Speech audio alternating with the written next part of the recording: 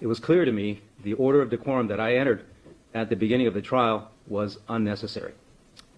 Having said that, I will now render the verdicts. Unlike a jury trial where the jury just simply comes out and renders a verdict, where the judicial assistant reads the verdict into the record, this is a court trial, much different than that, where I will read the verdicts into the record. It is quite lengthy. It consists of 52 pages.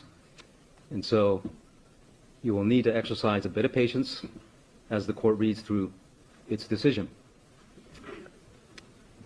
On February 23, 2023, the people and the defendants Kareem Ernesto Leyva and Heather Maxine Barron submitted their respective cases to this court for deliberation and verdicts. The court cites Penal Code Section 1167 relating to the announcement of findings when the parties waive jury. Section 1167 states as follows: when a jury trial is waived, the judge or justice before whom the trial is had shall, at the conclusion thereof, announce his findings upon the issues of fact, which shall be in substantially the form prescribed for the general verdict of a jury, and shall be entered upon the minutes. After review of the closing arguments of counsel and the evidence presented during the trial, this court has come to a decision on all 4 counts. The 4 counts are as follows. Count 1, the crime of murder charged against defendants Leyva and Barron in violation of Penal Code Section 187, Subdivision A, for the victim Anthony Avalos, committed on or about June 20th, 2018. Both defendants are also charged with a special circumstance that the murder was intentional and involved the infliction of torture within the meaning of Penal Code Section 190, Subdivision A, 190.2, Subdivision A, Paragraph 18. Count 2, the crime of torture against defendants Leyva and Barron in violation of Penal Code Section 206 for the victim Anthony Avalos, committed on or between June 7, 2018 to June 20, 2018. Count 3, the crime of child abuse against defendants Leyva and Barron in violation of Penal Code Section 273A, Subdivision A, for the victim Raphael O, committed on or between April 2014 to June 20, 2018. Defendant Leyva is also charged with a special allegation that he personally inflicted grave bodily injury upon Raphael O within the meaning of Penal Code Section 12022.7, Subdivision E. Count 4, the crime of child abuse against defendants Leyva and Barron in violation of Penal Code Section 273A, Subdivision A, for the victim Destiny O, committed on or between April 2014 to June 20th, 2018. Before announcing the general verdict on each of the 4 counts, I set forth the primary principles of law that were used to reach these verdicts. The 4 counts consist of 3 different crimes. 1, the crime of murder. 2, the crime of torture. And 3, the crime of child abuse under the people's theory of willful infliction of unjustifiable physical pain or mental suffering. For the murder charge, the people sought to prove first-degree murder under 2 theories. 1, willful, deliberate, and premeditated express malice murder. And 2, torture murder. Both theories are defined under Calcrim 521. On willful, deliberate, and premeditated express malice murder, the law is as follows. The defendant is guilty of first-degree murder if the people have proved that he or she acted willfully, deliberately, and with premeditation. The defendant acted willfully if he or she intended to kill. The defendant acted deliberately if he or she carefully weighed the considerations for and against his or her choice, and knowing the consequences, decided to kill. The defendant acted with premeditation if he or she decided to kill before completing the act that caused death. The length of time the person spends considering whether to kill does not alone determine whether the killing is deliberate and premeditated. The amount of time required for deliberation and premeditation vary from person to person and according to the circumstances. A decision to kill made rashly, impulsively, or without careful consideration is not deliberate and premeditated. On the other hand, a cold, calculated decision to kill can be reached quickly. The test is in the extent of the reflection, not the length of time. On first-degree torture murder, the law requires proof that 1, the defendant willfully, deliberately, and with premeditation intended to inflict extreme and prolonged pain on the person killed while that person was still alive. 2, the defendant intended to inflict such pain on the person killed for the calculated purpose of revenge, extortion, persuasion, or any other sadistic reason. 3. The act causing death involved a high degree of probability of death. And 4. The torture was the cause of death. On the definition of the crime of first-degree murder by torture, People v. Steger at 16 Cal 3rd 539 at page 546 explained that murder by means of torture under Section 189 is murder committed with a willful, deliberate, and premeditated intent to inflict extreme and prolonged pain. Steger also explained, a defendant need not have had a premeditated intent to kill, but must have the defined intent to inflict pain. Steger also cautioned that while the severity of the victim's wounds may be considered in determining whether the torture was willful, deliberate, and premeditated, such evidence should not be given undue weight, quote, as the wounds could in fact have been inflicted in the course of a killing in the heat of passion rather than a calculated torture murder, close quote. On causation, People v. Proctor at 4 Cal 4th 344 at pages 530 to 531 explained, quote, the finding of murder by torture encompasses the totality of the brutal acts and the circumstances which led to the victim's death. The acts of torture may not be segregated into their constituent elements in order to determine whether any single act by itself caused the death. Rather, it is the continuum of sadistic violence that constitutes the torture, close quote. Further on causation, People v. Sanchez at 26 Cal 4th 834 at page 847 held, quote, when the conduct of two or more persons contributes concurrently as the proximate cause of the death, the conduct of each is a proximate cause of the death if that conduct was also a substantial factor contributing to the result. A cause is concurrent if it was operative at the time of the death and acted with another cause to produce the death, close quote. Additionally, on causation, People v. Briscoe at 92 Cal App 4th 568 at pages 583 to 584 explained, quote, to be considered the proximate cause of the victim's death, the defendant's act must have been a substantial factor contributing to the result, rather than insignificant or merely theoretical, close quote. For the crime of torture murder and for the crime of torture, sadistic purpose encompasses the common meaning of inflicting pain on another person for the purpose of experiencing pleasure. See People v. Pree at 117 Cal App 4th 413 at page 420. On the special circumstance allegation for murder by torture as defined under Penal Code Section 190.2, Subdivision A, Paragraph 18, the court used Calcrim 733. The elements are as follows. 1. Defendant intended to kill the victim. 2. The defendant also intended to inflict extreme physical pain and suffering on the victim. 3. The defendant intended to inflict such pain and suffering on the victim for the calculated purpose of revenge, extortion, persuasion, or any other sadistic purpose.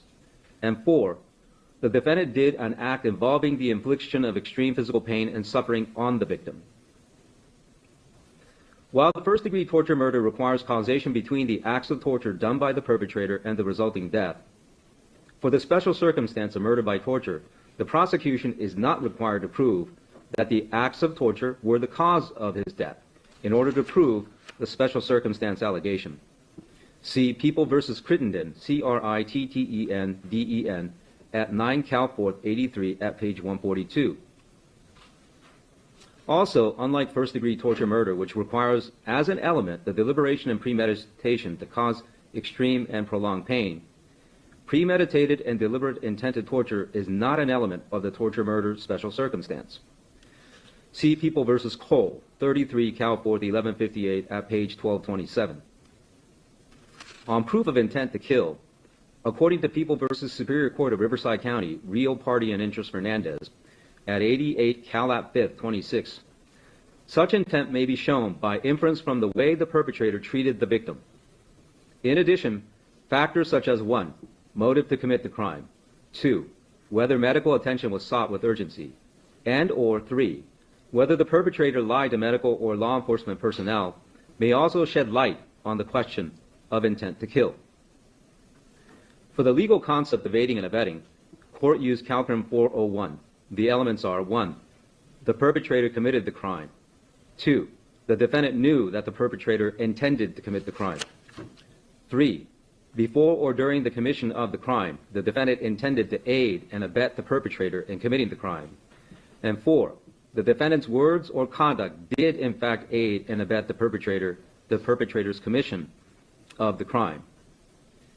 On aider and abetter liability for criminal conduct, People v. Perez at 35 Cal 4th 1219 at page 1225 explained that, quote, proof of aider and abetter liability requires proof in 3 distinct areas.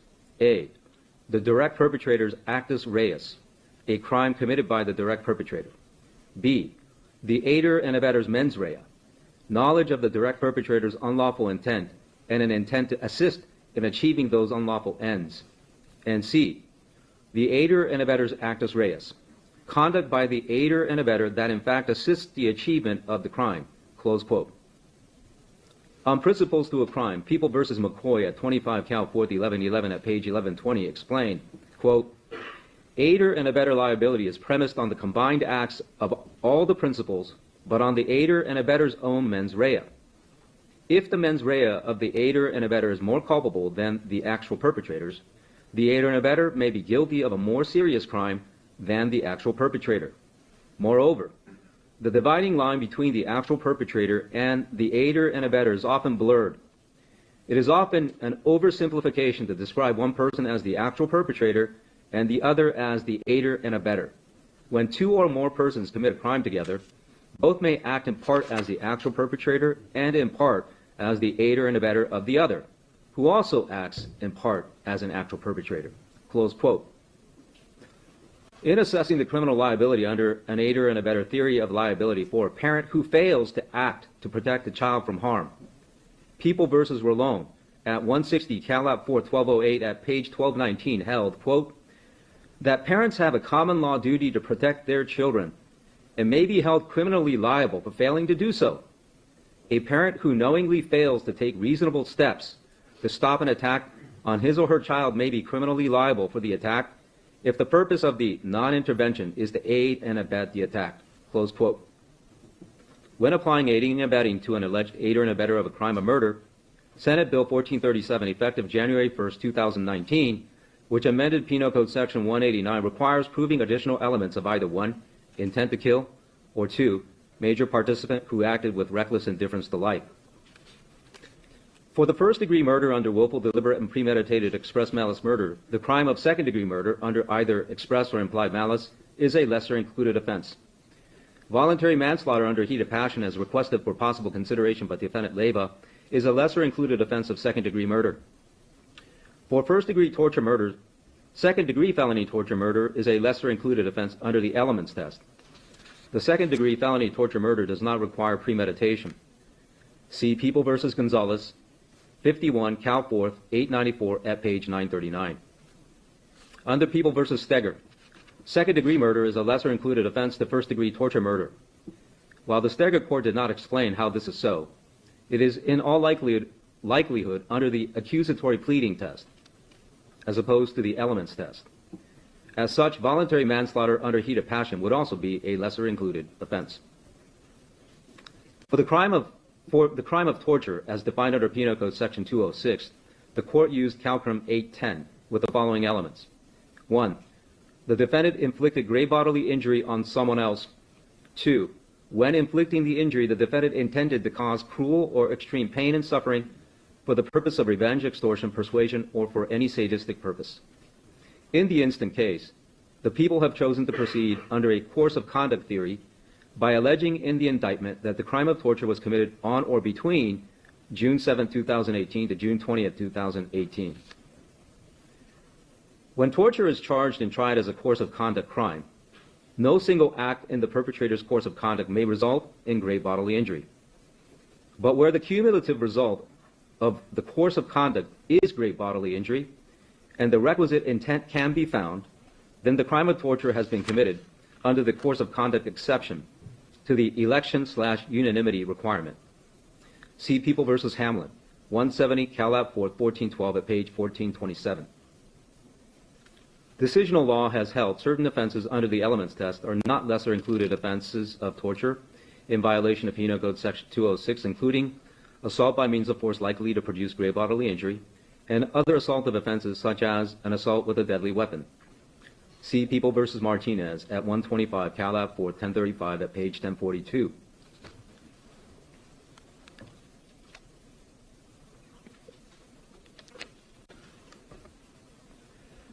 For the child abuse charged in counts 3 and 4 of the indictment, the people's theory of liability is under the willful infliction prong and not under the criminal negligence prong.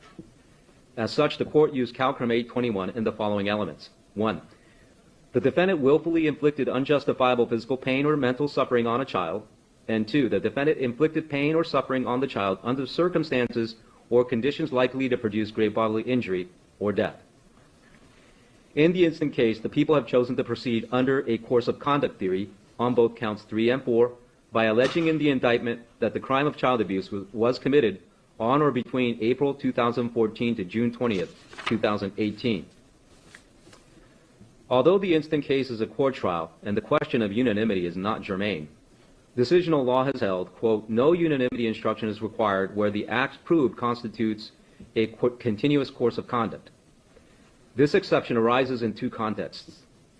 The first is when the acts are so closely connected that they form parts of one and the same transaction and thus one offense. The second is when the statute contemplates a continuous course of conduct of a series of acts over a period of time. This second category of the continuous course of conduct exception has been applied to a limited number of varying crimes, including child abuse. See People v. Naples, Napoles, 104 Cal. 4th, 108 at page 115. Unjustifiable physical pain or mental suffering is pain or suffering that is not reasonably necessary or is excessive under the circumstances. As for the grave bodily injury allegation, the court used Calcrim 3163. The elements are as follows. 1. The defendant personally inflicted grave bodily injury on the victim during the commission of the crime. And 2. Under circumstances involving domestic violence. Grave bodily injury means significant or substantial physical injury. It is an injury that is greater than minor or moderate harm. Penal Code Section 12022.7, Subdivision E, specifies, quote, as used in this subdivision, domestic violence has the meaning provided in Subdivision B of Section 13700.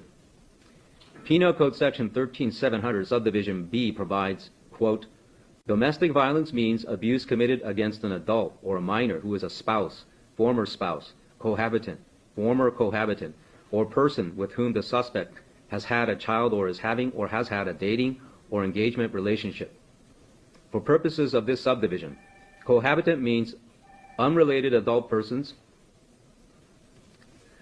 living together for a substantial period of time, resulting in some permanency of relationship. Factors that may determine whether persons are cohabiting include but are not limited to 1. Sexual relations between the parties while sharing the same living quarters. 2. Sharing of income or expenses. 3. Joint use or ownership of property. 4. Whether the parties hold themselves out as spouses.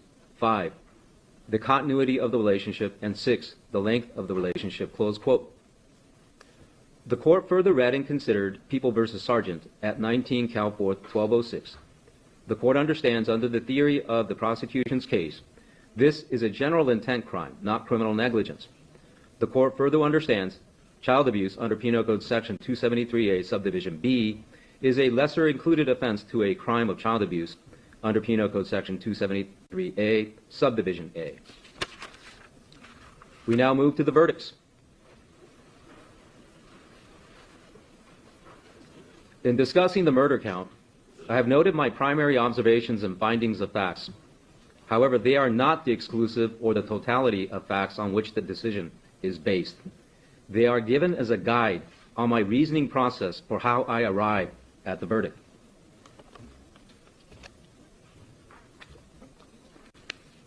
For the crime charged in Count 1, murder in violation of Penal Code Section 187, Subdivision A, the court finds defendant Kareem Ernesto Leyva guilty of first-degree murder.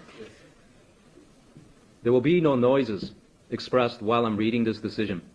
The next person who makes a noise of that nature, an outburst, will be excluded from the courtroom. The court finds defendant Kareem Ernesto Leyva guilty of first-degree murder under a theory of torture murder in violation of Penal Code Section 187, Subdivision A. The court also finds the special circumstance allegation against defendant Leyva pursuant to Penal Code Section 190.2, Subdivision A, Paragraph 18 to be true. The court finds defendant Heather Maxine Barron guilty of first-degree murder under a theory of torture murder in violation of Penal Code Section 187, Subdivision A. The court also finds the special circumstance allegation against defendant Barron pursuant to Penal Code Section 190.2, Subdivision A, Paragraph 18 to be true. On this count, defendant Leyva's guilt is primarily established inter alia through the medical evidence presented in the trial, including trial testimony of doctors, photographic and documentary exhibits, defendant Leyva's own admissions made on September 27, 2018, defendant Leyva's flight from the apartment when 911 was called on June 20, 2018, defendant Leyva's self-infliction of harm to himself, slashing his own neck, observed at his interview on June 27, 2018, the in-court trial testimony of Destiny O, Raphael O, and Priscilla L, and the various taped interviews of Destiny O, Raphael O, and Priscilla L, ranging from June 20, 2018 to June 28, 2018.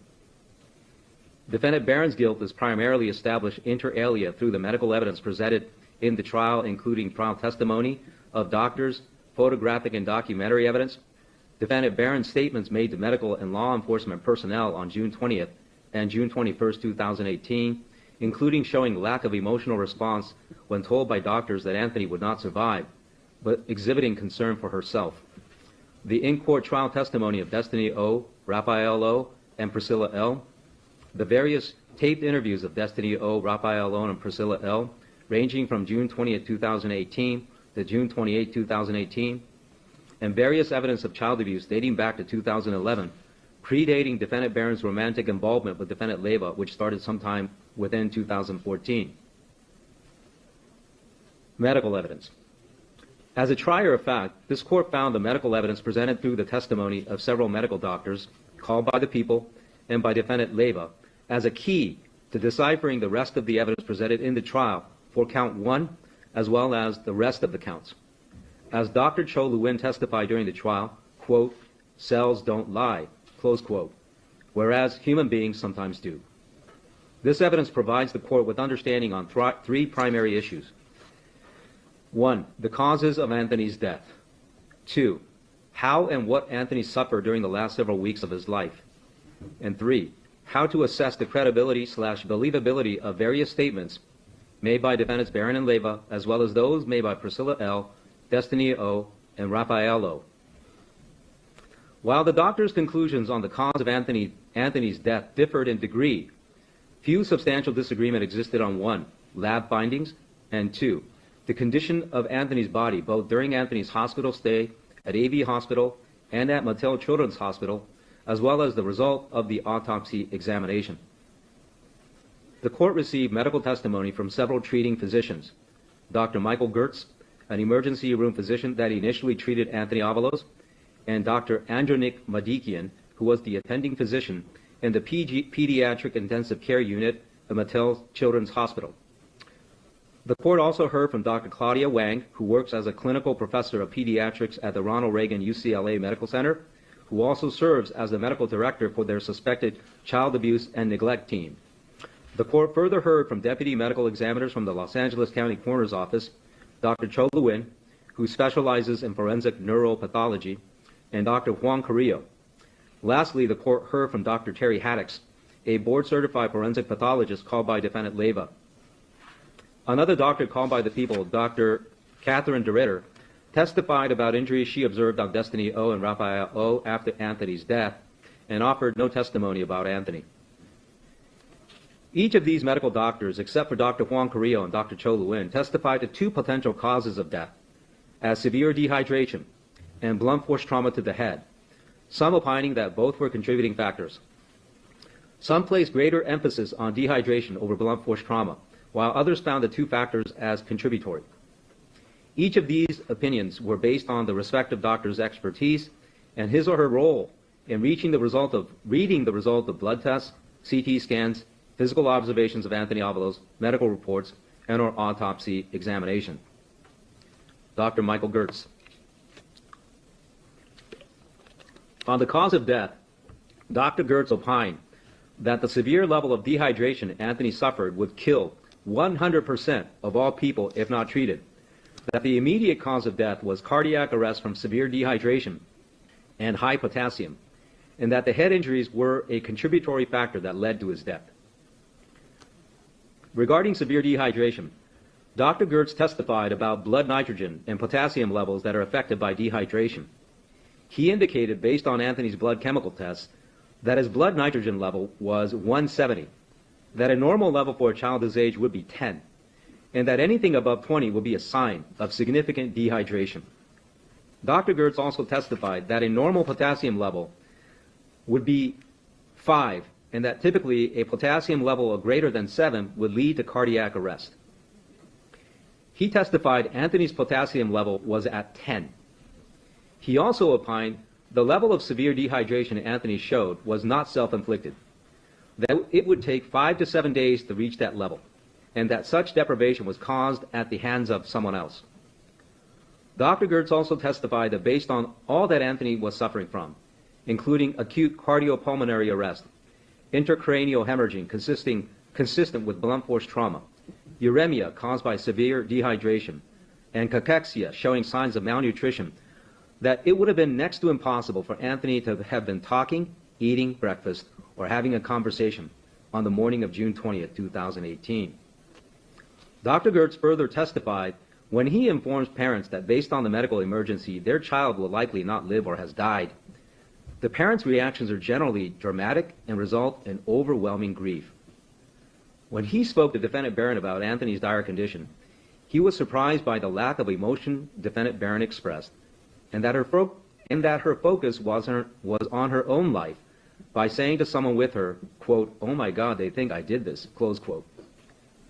Dr. Gertz also testified that the totality of injuries he observed on Anthony was not consistent with throwing himself on the carpet. Dr. Andronik Medikian. Dr. Andronik Medikian's testimony tracked that of Dr. Gertz. He opined the cause of death as multi-organ failure caused by dehydration and significant head trauma. Dr. Medikian opined that Anthony's head injuries were caused by trauma and that head trauma can occur without external evidence of trauma, such as brain injuries caused by acceleration and deceleration of the brain within the skull, causing vessels to break and bleed. Dr. Medikian testified the injuries he observed on Anthony were not consistent with throwing himself down. Dr. Medikian also opined the dehydration was not self-inflicted, and that on the morning of June 20th, 2018, Anthony would not have been walking and talking. Dr. Medikian also noted when he spoke with Defendant Barron, she showed no emotions.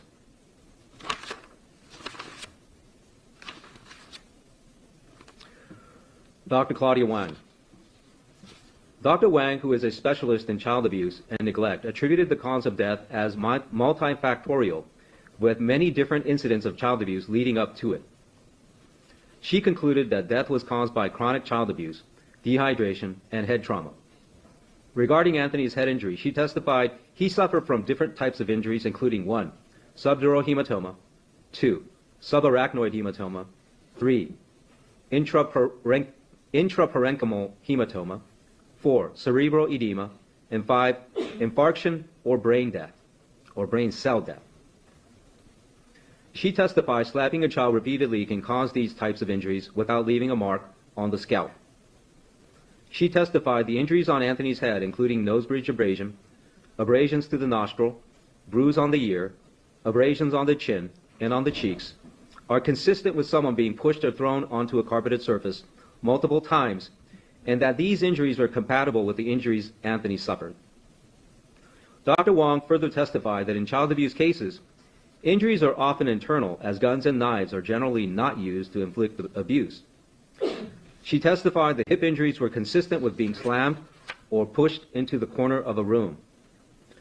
The knee injuries were consistent with being forced to kneel on uncooked rice, which she indicated was the worst knee injury she had seen in 30 years. The loop-like bruise on the buttocks was consistent with being whipped with a cord.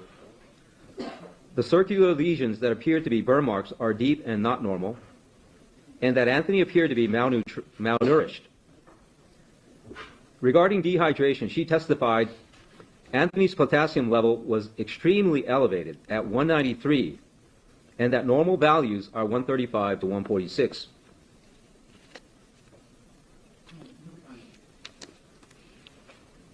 She indicated it's virtually impossible to get this hypernatremic dehydration when you have an intact thirst mechanism. She also indicated, based on her expertise and knowledge of Anthony's physical condition, that he would not have been eating, walking, and talking on the morning of June 20th, 2018. Dr. Cho Lewin and Dr. Juan Carrillo. As a neuropathologist, Dr. Lewin focused on the brain injury. He did not opine as to the cause of death. That testimony was given by Dr. Carrillo, who testified the cause of death as blunt force trauma to the head. Dr. Lewin opined after examining Anthony's brain that he suffered acute and subacute blunt force head trauma, with acute being within 3 to 5 days and subacute between 1 to 3 weeks old. He found Anthony suffered 1. Acute subdural hematoma, 2. Acute and subacute subarachnoid hematoma, 3. Diffuse subarachnoid hematoma, 4. Cerebral edema and tonsillar herniation, 5. Left anterior parasagittal frontal acute hemorrhagic infarction, 6. Right parasagittal occipital acute hemorrhagic infarction, 7. Acute hypoxic ischemic encephalopathy, 8. Diffuse axonal injury recent, 9. Thrombosis of superior sagittal and superficial cerebral veins acute, and 10. She would expect to see some injury at the site of impact, although evidence of that could range terrifically. When asked about the cause of death, Dr. Haddix opined, there is some evidence of trauma in the form of subdural, but the degree of clot formation is the bigger explanation for Anthony's death. When asked whether the dehydration could have been self-inflicted, she opined that such would be truly exceptional, and that the far more likely scenario was, quote, another individual depriving him of food or water through whatever means, close quote. Conclusion. Based on the medical testimony, this court finds the cause of Anthony's death to be concurrently caused by 1. Severe dehydration, and 2. Blunt force trauma to the head, and that each cause was a substantial factor contributing to his death. The court will tie up this finding with the actions of both defendants later in the decision. Priscilla L's testimony. In addition to the compelling medical testimony, this court found the trial testimony of Priscilla L. highly persuasive. The manner and demeanor on how Priscilla L. testified will not show in the cold record. The court's observation of the manner and demeanor of the witness is the following. Priscilla L. showed hesitation and reluctance on having to testify against her biological father. She appeared highly intelligent and appeared to comprehend the gravity of the situation, testifying against her father, and ultimately against her father's side of the family, on a murder case where a 10-year-old boy was killed. The conflict between having to testify on what she actually observed, which may be contrary to the interest of her biological father, yet knowing she would have to live with the consequences of testifying falsely or truthfully, was clearly apparent on her face and emotional expressions. This court noticed a transition in her demeanor as she testified. While she never completely attained any level of comfort, the further her testimony continued, her demeanor changed from high level of reluctance to acceptance of her moral obligation to tell the truth.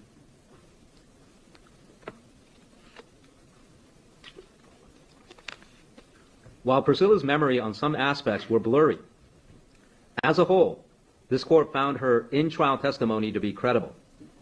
Priscilla L's credibility also bolsters the credibility of Destiny O. and Raphael O's recollection of events and their in-court testimonies.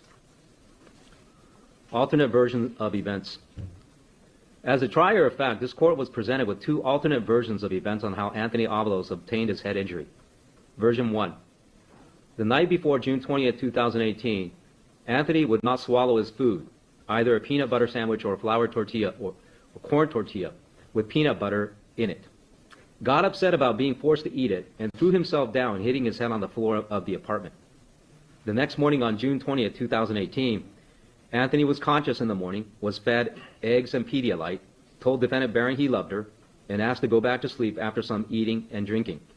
Later that morning, near noon, Anthony was discovered not breathing, and thereafter 911 was called. Version 1 is based on aspects of the statement defendant Leyva gave at his June 27, 2018 interview, statements of defendant Barron at AV Hospital and at Mattel Children's Hospital on June 20th and June 21st, 2018, and the statements of Priscilla L., Destiny O., and Raphael O. from their interviews on June 20th, 2018 and June 28th, 2018. Version 2. Anthony was under punishment of some kind and confined to his room for multiple days. 2 nights or possibly the night before June 20th, 2018, defendant Leyva dropped Anthony on his head multiple times, where Anthony appeared unconscious and was left on the floor. Defendant Barron was in the room during this assault, and when Anthony appeared unconscious, angrily splashed water on his face to rouse him. On June 20th, 2018 in the morning, none of the other children who testified in the trial saw Anthony conscious.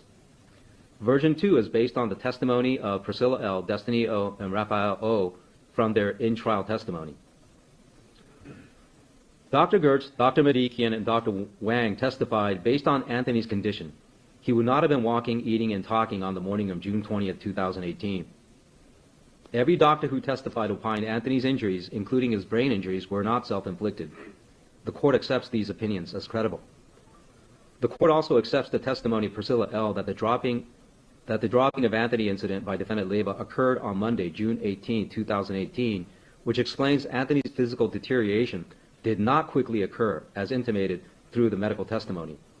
Based on accepting these as credible, the court also finds as follows. 1. Defendants Barron and Leyva had time between the dropping incident on June 18, 2018 to June 20, 2018 to come up with version 1 as the explanation for why Anthony was injured. 2. Version 1 is told to law enforcement and forensic interviewers on June 20, 2018 and June 28, 2018 by Destiny O., Raphael O., and Priscilla L. peculiarly mirrored what defendant Barron said to the medical and law enforcement personnel on June 20th and June 21st, 2018, as well as parts of defendant Leyva's statement on June 27, 2018. 3. This mirroring of statements circumstantially shows an effort by defendants Barron and Leyva to coordinate a story to deceive authorities on what actually happened in the apartment. 4. Defendant Barron lied when she told medical and law enforcement personnel on June 20th and June 21st, 2018 that Anthony was talking and eating and that he was fine on the morning of June 20th, 2018. 5. Defendant Barron lied when she told medical and law enforcement personnel on June 20th and June 21st, 2018 that Anthony threw a tantrum and threw himself down, hitting his head. 6. When defendant Barron lied to medical personnel about what happened to Anthony, when the truth was vital in saving his life, she showed a flagrant lack of care for his life and also showed she was concerned about herself and whether she would be blamed for his death. This is consciousness of guilt. 7. Defendants Barron and Leyva show they are capable of lying to cover up their criminality, and that any information which derives its source from either defendant Barron and Leyva and places them in a non-criminal light must be viewed with caution as likely untrue. Based on the foregoing, the court rejects version 1 as not credible and accepts version 2 as the truth of what occurred. Analysis of torture murder.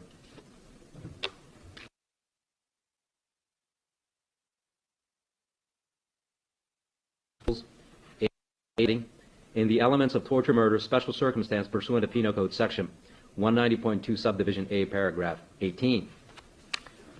Aiding and abetting and principles. As the court noted earlier when discussing the medical evidence, 2 factors concurrently contributed to Anthony's death: dehydration and blunt force trauma to the head. 2 defendants and 2 causes of death require the court to parcel the evidence and determine criminal liability for the causes of death. CalCrim 400 states, in part, a person may be guilty of a crime in 2 ways. 1, he or she may have directly committed the crime. I will call this person the perpetrator. 2, he or she may have aided and abetted a perpetrator who directly committed the crime. As the court quoted earlier from People v. McCoy, the dividing line between the actual perpetrator and the aider and abettor is often blurred. It is often an oversimplification to describe one person as the actual perpetrator and the other as the aider and abettor. When 2 or more persons commit a crime together, both may act in part as the actual perpetrator and in part as the aider and abettor of the other, who also acts in part as the actual perpetrator. This is true in the instant case. According to the evidence, the torture started around June 7, 2018 and continued to June 20th, 2018. On dehydration, the court makes the following findings of fact which are supported either by direct or circumstantial evidence. 1. Dr. Gertz, Dr. Medikian, Dr. Wong, and Dr. Haddix all indicated the level of dehydration Anthony suffered was severe or profound, and that such dehydration could not have been self-inflicted. 2. Dr. Haddix put the time frame for the profound dehydration as 1 week to a week and a half, and Dr. Gertz put it at 5 days to 1 week, with both doctors indicating their estimates are difficult to make with precision. 3. A week and a half prior to June 20th, 2018 is June 9th, 2018, and 5 days prior to June 20th is June 15th, 2018. 4. Only 2 adults capable of enforcing the denial of access to liquids lived in the apartment during this time period, defendants Barron and Leyva. 5. Crystal Duguid, who is defendant Barron's older sister, testified defendant Barron had told her in the past she had inverted the bedroom lock so that the children, if locked in, would not be able to get out of the bedroom. Duguid also made a report to DCFS in 2014 that Anthony was receiving the worst of the punishments from defendant Barron. 6. The testimonies of Priscilla L., Destiny O., and Raphael O. concerning the abuse that occurred leading up to Anthony's death show defendants Barron and Leyva worked together to abuse Anthony. 7. Destiny O. testified to the following instances of abuse applied to Anthony, Destiny O., and Raphael O. by both defendants. A. Kneeling on rice on concrete that happened on most days, where defendant Leyva would sit on the back of their legs or hold their feet, put them against the wall, or make the children sit on the other child's leg. B. Force-feeding peanut butter sandwich or corn tortilla to be eaten within a certain period of time, and if the child did not finish in the allotted time, then the child will be forced to drink hot sauce. C. Performing wall squats called captain's chair for extended periods of time, where the child would have to hold books or weights up in the air to make the wall squat more difficult. Anthony was on occasion made to hold a brick instead of weights or books. D. Whipping Anthony with a cord by defendant Leyva. E. Forced wrestling matches by defendant Leyva where the winner child would be forced to hit or punch the other two. Defendant Barron would often watch. At other times, defendant Leyva applied a chicken wing on the child, which made it difficult for the child to breathe. F. Performing hour-long workouts where if the child was not able to complete the workout as punishment for the failure, the child would be punished with one of the other punishments, such as kneeling on rice. G. Locking Anthony and Raphael in the bedroom, protected by an alarm, to alert if Anthony or Raphael attempted to open the door. H. Forcing Anthony and Raphael to sleep on the ground when they urinated on the carpet, where either Anthony or Raphael's face would be pushed into the urine. I. Hitting with belts on Anthony, Raphael O., and Destiny O.'s body. 8. In these instances of abuse, Destiny O. testified that all 3 of them cried and were told by both defendants to shut up. On some occasions, a shirt or sock would be placed in Anthony and Raphael's mouth to muzzle their cries. 9. When Priscilla L. got to the apartment on June 15, 2018, Anthony had already been confined to his room, so it is likely the forced dehydration began earlier. 10. Successfully preventing a 10-year-old boy from access to liquids for that length of time meant Anthony had to be confined to his room under a lock, or if he was not confined under a lock, one of the 2 defendants had to watch him to ensure Anthony did not have access to liquids. 11. Such actions in preventing Anthony from access to liquid required attention and vigilance by both defendants Barron and Leyva. 12. Evidence throughout the trial suggests defendant Barron would have been the one to provide for her children's necessities, as she was the person who sought governmental benefits to support her kids, meaning she fed and clothed her children. 13. Priscilla L. testified that during her stay, defendant Barron ran errands, and that the only two persons who stayed behind were Anthony and defendant Leyva. This meant during that time period, often multiple hours, only defendant Leyva would be available to enforce preventing Anthony from having access to liquids. 14. June 7, 2018 to June 20, 2018 is a summertime, when a person's thirst can become heightened because of the heat. It is Hornbook law that criminal liability consists of 2 parts, an actus reus, action or conduct, and mens rea, mental state. The actus reus for the dehydration cause of death is the act or conduct of depriving Anthony from access to liquids by either locking Anthony in his room or, when not locked in his room, to watch and prevent him from having access to liquids. For the dehydration theory of first-degree torture murder, based on the above findings, both defendant Barron and Leyva are actual perpetrators, as they both directly had to be involved in preventing Anthony from access to liquids. On blunt force trauma to the head, the court makes the following findings of fact, which are supported either by direct or circumstantial evidence. 1. Based on medical testimony, Anthony's brain injuries were not self-inflicted. 2. Dr. Lewin's autopsy revealed subacute subarachnoid hematoma, which was up to 3 weeks old. 3. Dr. Haddock's investigation revealed a subacute subdural hematoma, which she attributed to blunt force trauma, also up to 3 weeks before his death. 4. 3 weeks prior to June 20th, 2018 is May 30th, 2018. 5. These injuries predate the time period of the forced dehydration, which started approximately a week and a half before June 20th, 2018. 6. This shows some significant brain injuries predate the effects of dehydration in the body and were caused by blunt force trauma, supporting the medical conclusions of Dr. Carrillo that Anthony died because of blunt force trauma to the head, meaning the thrombi caused by dehydration doesn't explain away all the head injuries Anthony suffered. 7. Dr. Madikian, Dr. Wang, and Dr. Lewin testified that while no injury was noted on the scalp at the top and back of the head, other injuries on Anthony's head, such as the bruise to the left ear as well as to parts of his face, could have been caused by actions such as slapping, pushing, or dropping an unconscious person on their head, which may result in a rolling of the head and neck motion, causing the internal head injuries Anthony suffered. 8. Defendant Leyva, in his interview with the sheriff personnel, admitted to slapping and pushing Anthony's head on the ground. 9. In the same interview, Defendant Leyva, without admitting the purposefulness of his action, took responsibility for Anthony's injuries by saying it was all his fault, which shows consciousness of guilt. 10. In the same interview, Defendant Leyva showed the sheriff's personnel that he had cut his own neck with a box cutter, which again shows consciousness of guilt.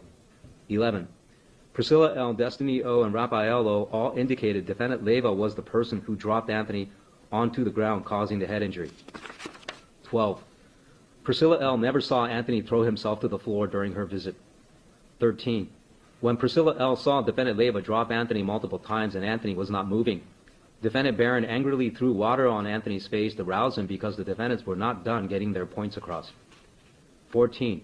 Information about Anthony throwing himself down derives its source to Defendant Barron and Leyva, which the court finds not credible and is rejected.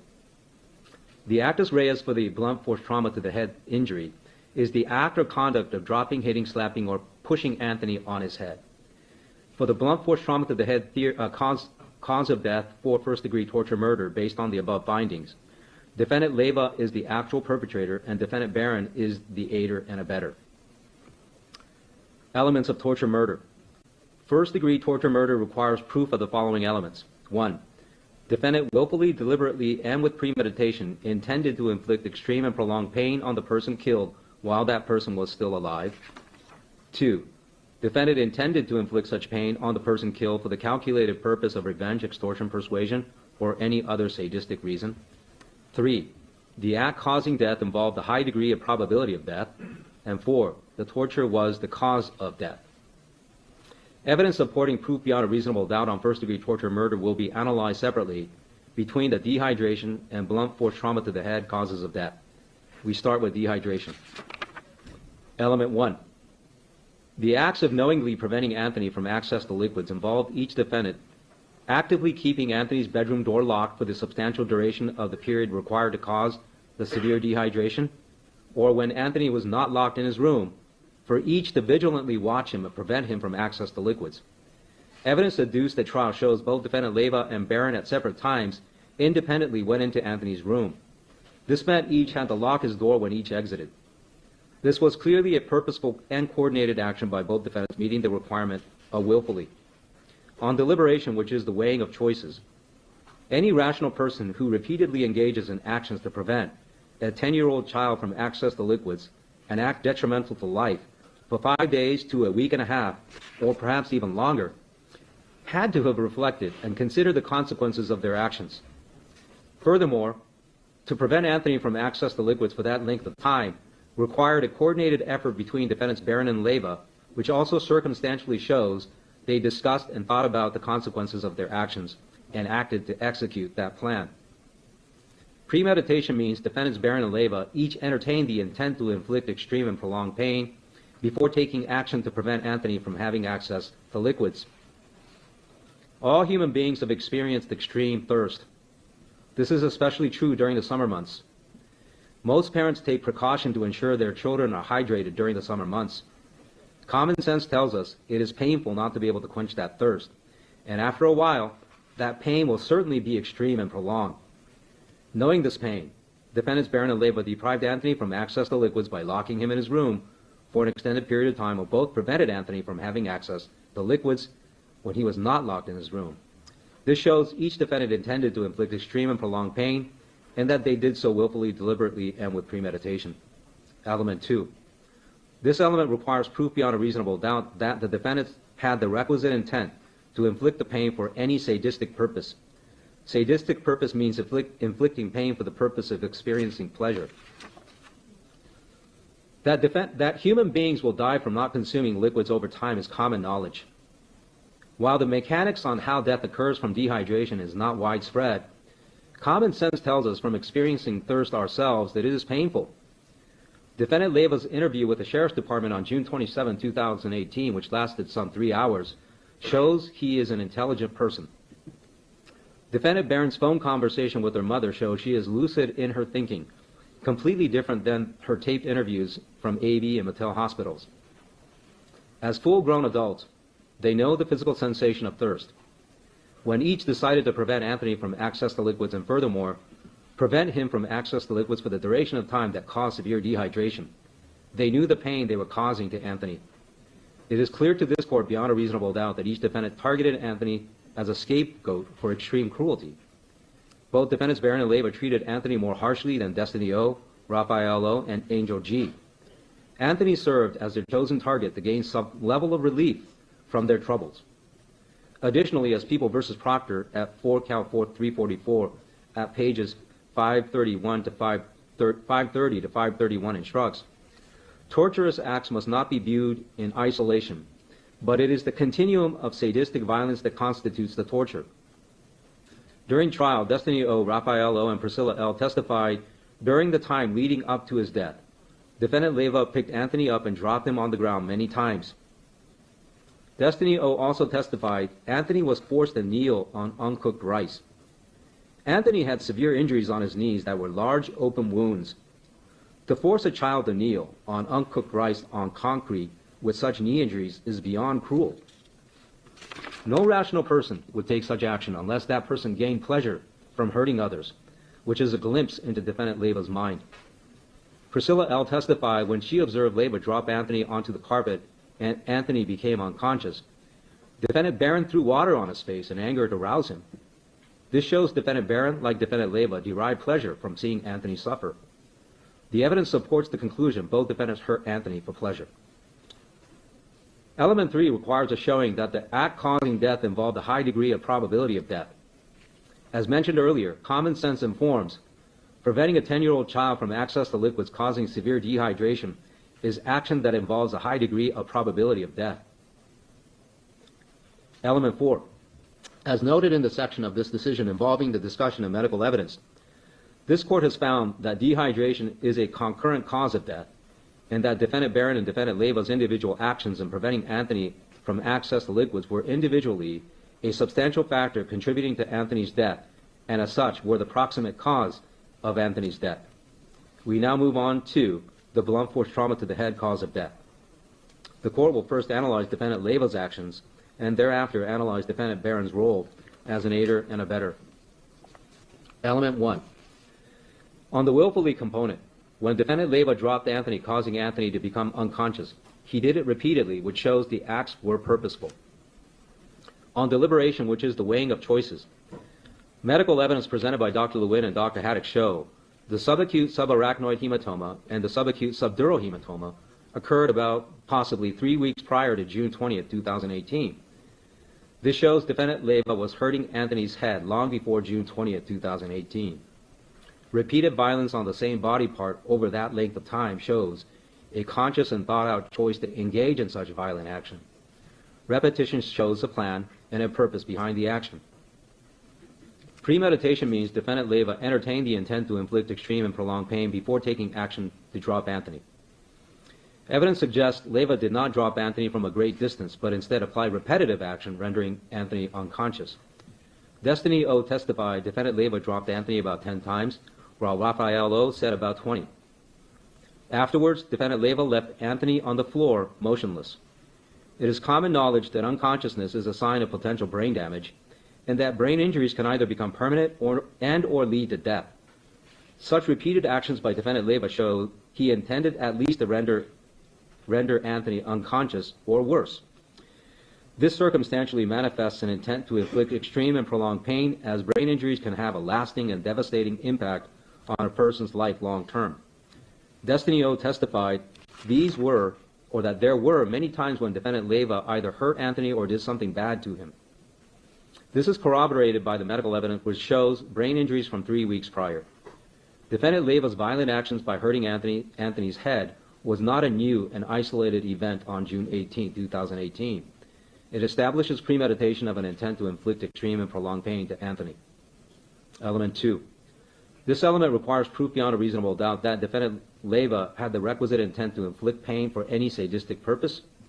Sadistic purpose, again, means inflicting pain for purposes of experiencing pleasure. As described when discussing this element for the dehydration theory, Anthony was 10 years old and helpless to protect himself against the wrath of defendants Barron and Leyva. Because of Anthony's inability to protect himself against adults, defendant Leyva chose Anthony as a scapegoat for inflicting extreme cruelty over a prolonged period of time. Torture is a continuum of sadistic violence. During trial, Destiny O testified during the time period leading up to his death, Anthony was forced to kneel on rice and go through all the punishments. Anthony was also prevented from access to liquids. By June 18, 2018, that deprivation had been ongoing for a while. Defendant Leyva knew all this, yet dropped Anthony on his head. No rational person would take such actions unless that person gained pleasure from hurting others, which again is a glimpse into defendant Leyva's mind. This shows he derived pleasure from seeing Anthony suffer. Element 3. Element 3 requires a showing that the act causing death involved a high degree of probability of death.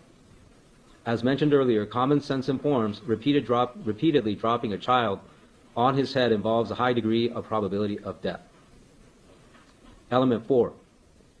As noted in the section of this decision involving the discussion of medical evidence, this court has found that blunt force trauma to the head is a concurrent cause of death, and that defendant Leyva's actions of repeatedly applying blunt force trauma to Anthony's head, causing brain injury, was a substantial factor contributing to Anthony's death, and as such was the proximate cause of Anthony's death.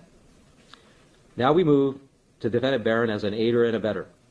The law for aiding and abetting requires proof beyond a reasonable doubt of the following elements. 1. The perpetrator committed the crime. 2. The defendant knew the perpetrator intended to commit the crime. 3. Before or during the commission of the crime, the defendant intended to aid and abet the perpetrator in committing the crime. And 4. The defendant's words or conduct did in fact aid and abet the perpetrator's commission of the crime. Element 1. This element is shown by defendant Leyva's actions on first-degree torture murder under the blunt force trauma cause of death and the 4 required elements as described previously. Element 2. The series of abuse, the kneeling on rice, the forced dehydration, and Anthony being dropped on his head, were not isolated incidents, but instead a continuum of abuse in which defendant Barron fully knew and participated. As noted in the first-degree torture by dehydration, where she actively participated, defendant Barron knew defendant Leyva intended to drop Anthony as a way of torturing him. Evidence shows she was in the room watching it happen, did not stop defendant Leyva, and splashed water on Anthony's face to rouse him. Element 3. This element requires proof that defendant Barron shared in defendant Leyva's intent to inflict extreme and prolonged pain, as well as the intent to inflict pain for any sadistic purpose. When defendant Leyva dropped Anthony on June 18, 2018, defendant Barron was a direct perpetrator of denying Anthony access to liquids. She worked in tandem with defendant Leyva to inflict extreme and prolonged pain on Anthony and did so for the purpose of gaining pleasure. as she threw water on Anthony's face to rouse him in anger so that more violence could be inflicted.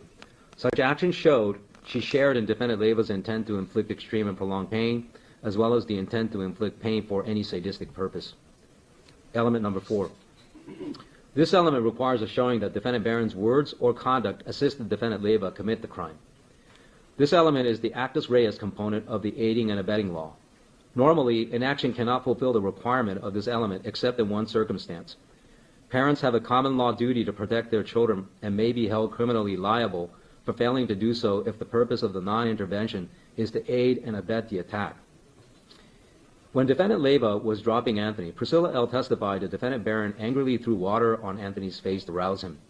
This action clearly shows she intended the same outcome as what Defendant Leiva was attempting to achieve: inflict extreme and prolonged pain on Anthony and make Anthony feel it.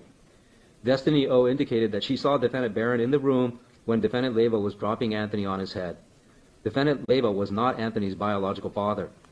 To flagrantly hurt Anthony in front of Anthony's biological mother shows Defendant Barron assented to the beating. Here I deal with Defendant Barron's evidence on intimate partner battering under Evidence Code Section 1107 to negate intent. The court understands the entire burden of proof rests with the prosecution, and that Defendant Barron has no obligation to prove she did not commit the crime. However, the evidence of intimate partner battering to negate intent is underwhelming. Many windows of opportunity existed for Defendant Barron to show she was not involved in hurting Anthony.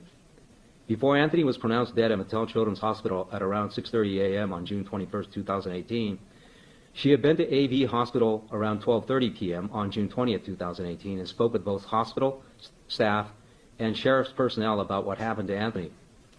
Common sense indicates parents usually considered their children's lives more precious than their own, and many would risk their own lives to save the life of their child.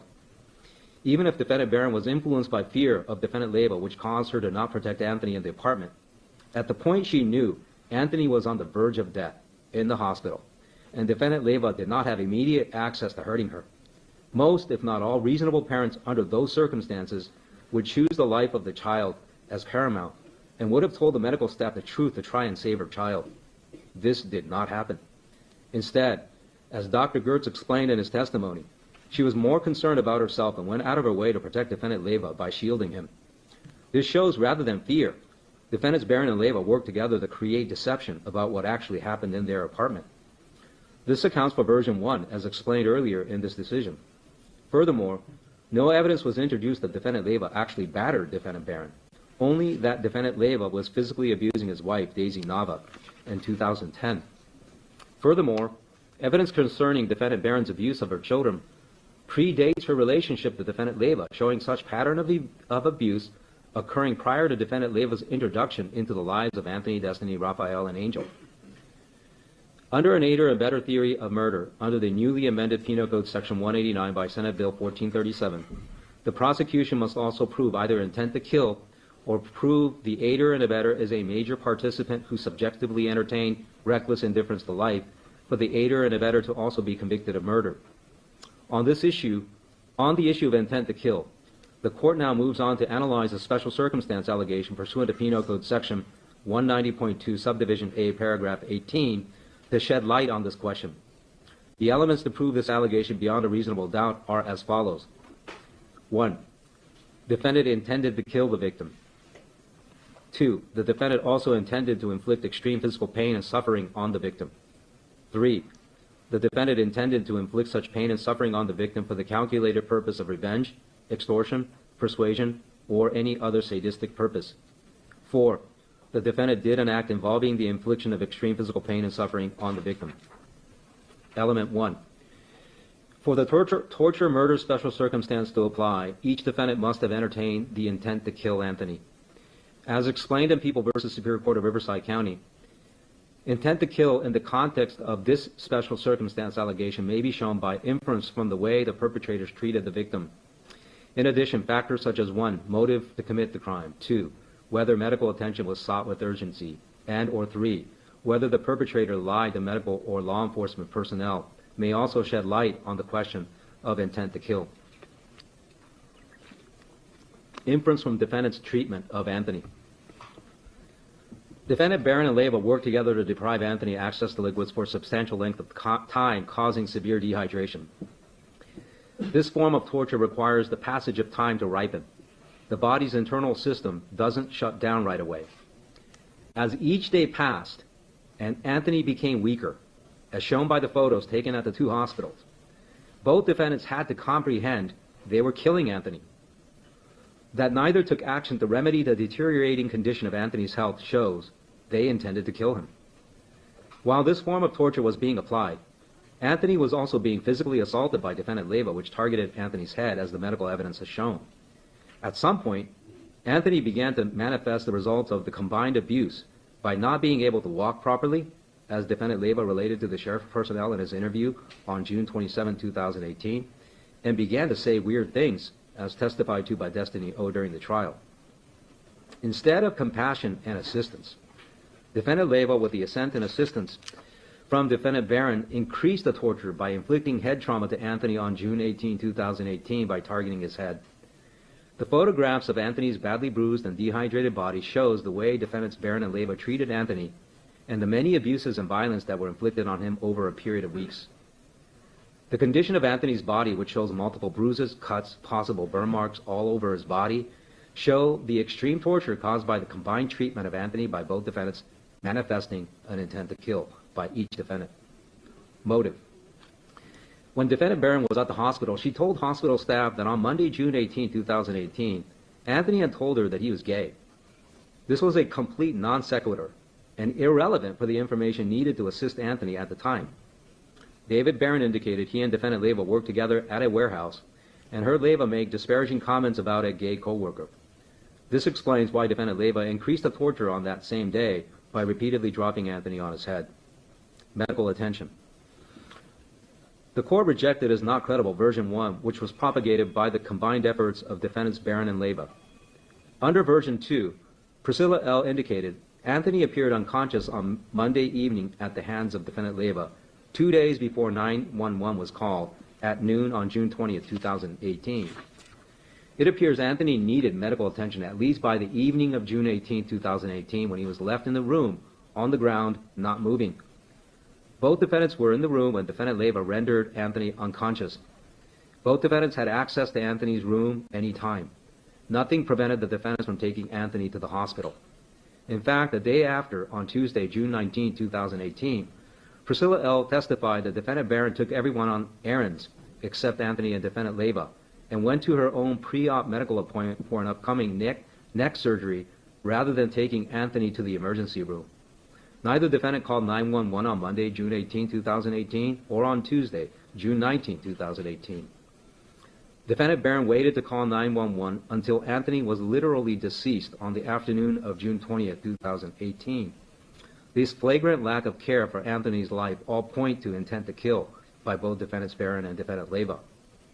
Furthermore, until teenage years, when children begin to cover their bodies from their parents, it is common for most kids before that to freely show their bodies to their parents so that parents may ensure the physical health and safety of their young children. As such, it is inconceivable that defendants Barron and Leyva, after the many significant physical damage they caused to Anthony, which killed him, that they were not aware of it. Lying to medical and law enforcement personnel. Both defendants Barron and Leyva lied in their interviews about how Anthony was injured. They both asserted that Anthony had thrown himself down and caused his own injury, although defendant Leyva acknowledged in his sheriff interview that he was frustrated with Anthony's tantrums and admitted helping Anthony fall to the floor. Their lies mirrored the story told by Destiny O, Raphael O, and Priscilla L. when they were interviewed on June 20, 2018, and again on June 28, 2018, showing a coordinated effort to cover up their criminal liability. Element 2. Here, the people must prove beyond a reasonable doubt that each defendant entertained and intended to inflict extreme physical pain and suffering on Anthony. Element 2 here is similar to Element 1 of first-degree torture murder, which requires proof of intent to inflict extreme and prolonged pain on the person killed. The difference is that the intent to inflict the extreme pain need not be an intent to inflict a prolonged pain. As discussed in detail on the torture murder analysis, both defendants showed such an intent by preventing Anthony from access to liquids for a prolonged duration of time, and defendant Leyva's infliction of repeated application of head trauma, an intent which defendant Barron shared, as explained previously. Element 3. This element is the same as element 2 for first-degree torture murder. This has previously been discussed in this decision as to both defendants and need not be repeated here. Element 4. Both the forced deprivation of liquids and the blunt force trauma to the head constitutes acts involving the infliction of extreme physical pain and suffering on Anthony Avalos. Although defendant Barron is an actual perpetrator for the dehydration cause of death, the finding of intent to kill by defendants Barron satisfies the required finding on aider and abettor liability under SB 1437 and the special circumstance allegation. This concludes the findings of fact and conclusions of law on count 1. As for counts 2 through 4, the court, as a trier of fact, will not make detailed findings of fact, as many of the facts related to these counts have already been discussed ante. This is permitted as California law has never required a court, when it is sitting as a trier of fact in a criminal case, to make findings of fact or conclusions of law at the guilt phase of trial. See People v. Goldston at 58 Cal 2nd, 535, pages 539 to 540. Count 2. For the crime charged in count 2, torture in violation of Penal Code section 206, the court finds defendant Kareem Ernesto Leyva guilty of torture in violation of Penal Code section 206. The court also finds defendant Heather Maxine Barron guilty of torture in violation of Penal Code section 206. Count 3. For the crime charged in count 3, child abuse in violation of Penal Code section 273A, subdivision A, for the victim Rafael O. The court finds defendant Kareem Ernesto Leyva guilty of child abuse in violation of Penal Code section 273A, subdivision A. The court finds the grave bodily injury allegation within the meaning of Penal Code section 12022.7, subdivision E, to be not true. The court also finds defendant Heather Maxine Barron guilty of child abuse in violation of Penal Code section 273A, subdivision A. Count 4. For the crime charged in count 4, child abuse in violation of Penal Code section 273A, subdivision A, for the victim Destiny O. The court finds defendant Kareem Ernesto Leyva guilty of child abuse in violation of Penal Code section 273A, subdivision A. The court also finds Heather Maxine Barron guilty of child abuse in violation of Penal Code section 273A, subdivision A. This concludes the court's verdicts. Pursuant to section 1167, these findings shall be entered in the minutes for today. All right, that concludes the reading of the verdicts. Now that the verdicts have been read into the record, we need to discuss future dates for sentencing and any other legal matters that will need to be addressed. So, on this, I'll turn to the defense side. Mr. Chambers. Yes.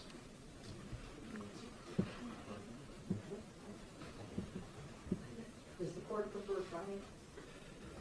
No, it doesn't have to be a Friday. Pain imaginable. They felt physical and mental torture. They felt no feelings of being loved or protected by their own mother. And I just hope that the two of you feel the same mental and physical pain, exhaustion, torture, and strain that the two of you inflicted on them. I hope you feel it for eternity. The two of you don't deserve sympathy. You don't deserve anything. I want the two of you to know that I hate you both so much. My mom always told me that hate is too strong of a word, but it's the only word that expresses my feelings towards you two.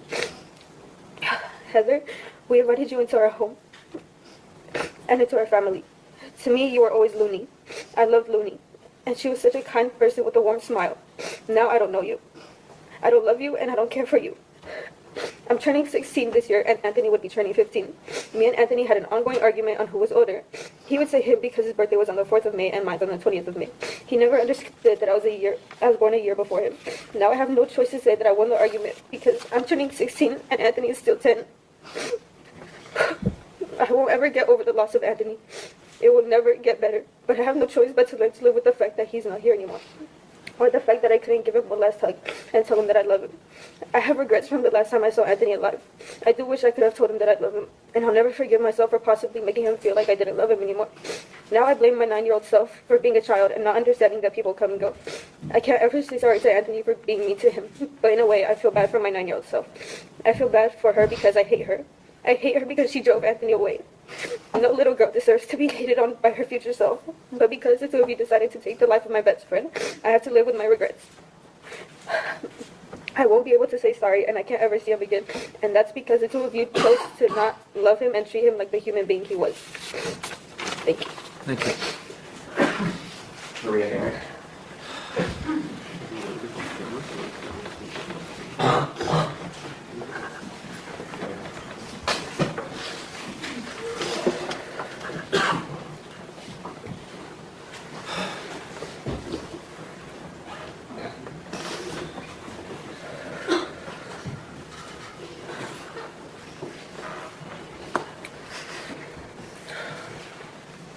Anthony Nolan Avalos was just not my nephew. He was like a son to me. I watched him come into this world. I still remember the day he was born and how long it took for him to come out. Heather pushed and pushed, but he just wouldn't come out. And when he finally made his appearance, he was the most handsome little boy I have ever met. At the time, I already had 3 daughters, 2 nieces. Anthony was the first boy born into our family. We were all very excited and happy to welcome him into this world. He had a loving family, a loving mother, a loving dad. Anthony and my daughter Melanie were only 4 months apart, so I watched them do everything together. When she started crawling, he was right behind her. When she started walking, he was chasing after her. So many birthdays, so much time spent with him. All those smiles, all the laughter, all the I love you, Auntie Maria. Can I come to your house? Can I stay with you? It was always a yes. It was always a yes, because I loved him so much. He made my world a better place. The day that I received the phone call,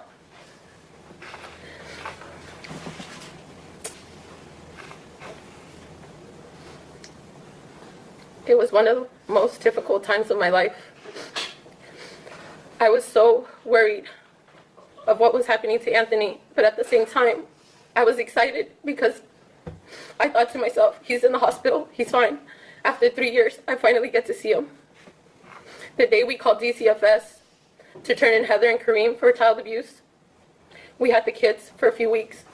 I promised Anthony that nothing would ever happen to him again.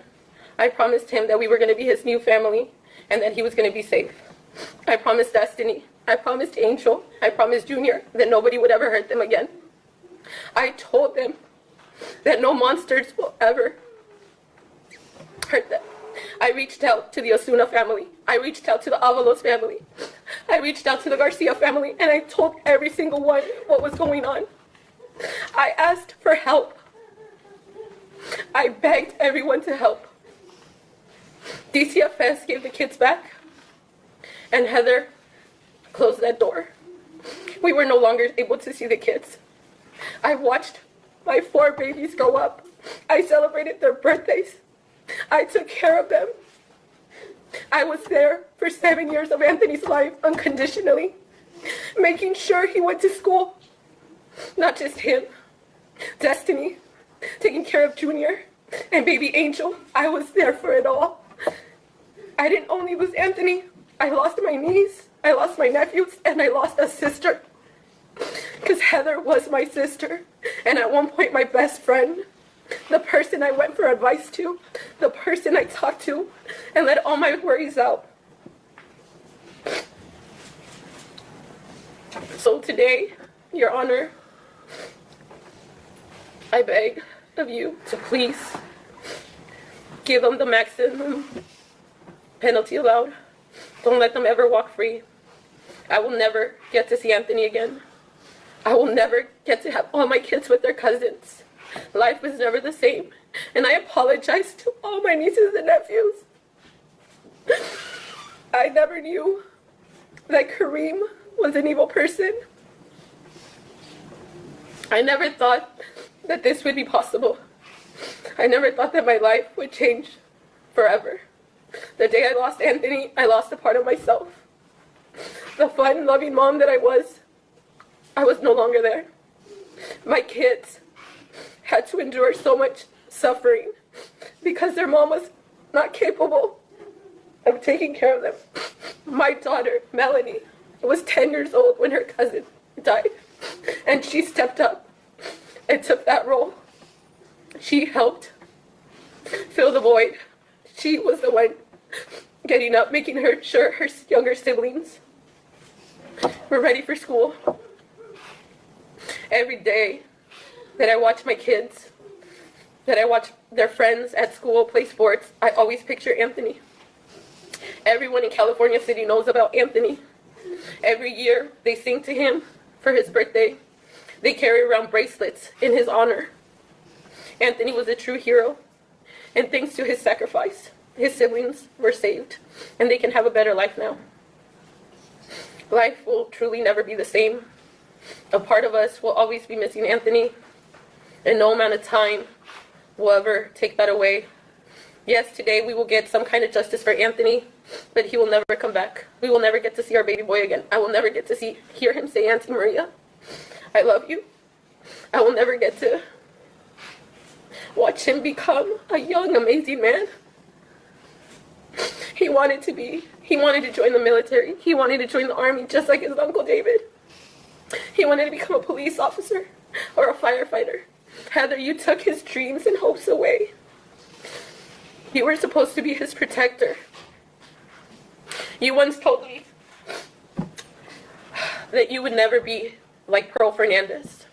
I remember that day we sat there talking about Gabriel Fernandez and how those horrible monsters took that young child's life. And I remember you telling me you would never be like Pearl Fernandez. Guess what? You're just like her. Even worse.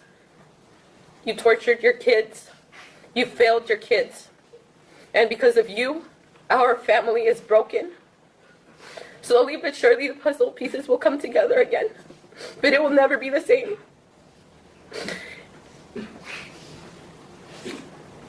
Heather, I loved you so much.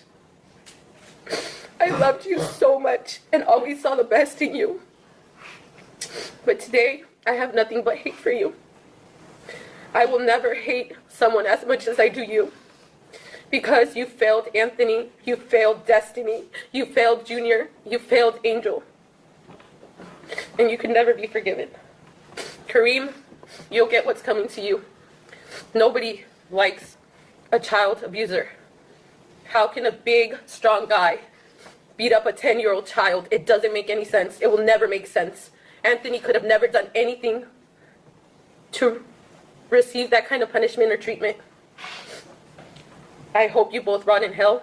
I hope that every day you regret what you did, and every time you take a bite of food, you think of how you starved your children, how you starved Anthony.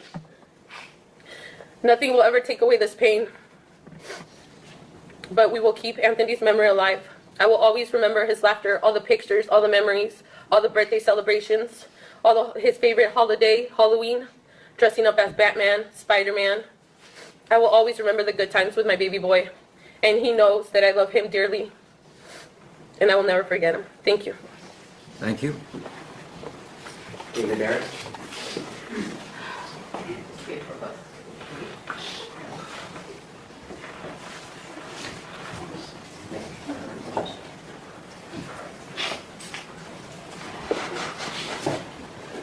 Hello, Your Honor. Morning. I want you to, when you're making your decision, I'm pretty sure you already made your decision, but I want you to know that what these people did to these children is unspeakable. But not only what they did to them physically, they will live with the rest of their life mentally. They have to live knowing that their brother's gone. They have to live knowing that guilt that they feel because they didn't say something. Those kids are strong, and they need to know that they are loved, and they are not to be blamed. The ones that are at blame are sitting over there in orange suits right now. They need to be in those suits for the rest of their lives, Your Honor. Not only the physical abuse to this family, but the rest of the families involved. I have children that every time they accomplish something, sometimes they cry because Anthony's not there, because he should be there with them. I have to watch my wife cry almost daily because of the guilt she feels inside. I've never got to express my emotions because I feel, as the man of the house, I had to protect everybody else. And I want you to know, Your Honor, I'm never going to be okay. What these people did to my nephew eats me up every day inside. I try to fill my life with other kids, and I try to help them to make up for my guilt. But nothing will ever make up for it, Your Honor. I have to be here to say these things. It's still mind-blowing to me. Why are we here? Heather was there to protect him. We were here to protect him. And she did not allow it. She went along with it. She helped him. She planned it. I don't even know what to say because I'm in shock every day. I don't know, Your Honor, I'm sorry. But No need to apologize. you need to make sure these people never walk the streets again. Anthony is never going to be able to do anything he ever dreamed of. He will never play sports. He'll never join the military. He'll never go to college. That was one of his dreams, Your Honor, is going to college. At 10 years old, he wanted to go to college. He wanted a future. He wanted to make his life better so he can help other people. He was a protector of other children. He knew what he wanted to do in life. He was going to be something special. And these people took it away. The effects of what they did are never going to be like completed. Like my kids, my wife, is Anthony's siblings. They're going to have to remember this no matter what. Even if they got life in prison, Anthony's still gone. No amount of therapy or anything is going to fix this situation. But knowing that they will be locked up for life will give us that little bit of joy, knowing that they're going to suffer just a little bit, just a fraction of what Anthony and those children went through. I miss Anthony a lot, and I miss his siblings a lot. And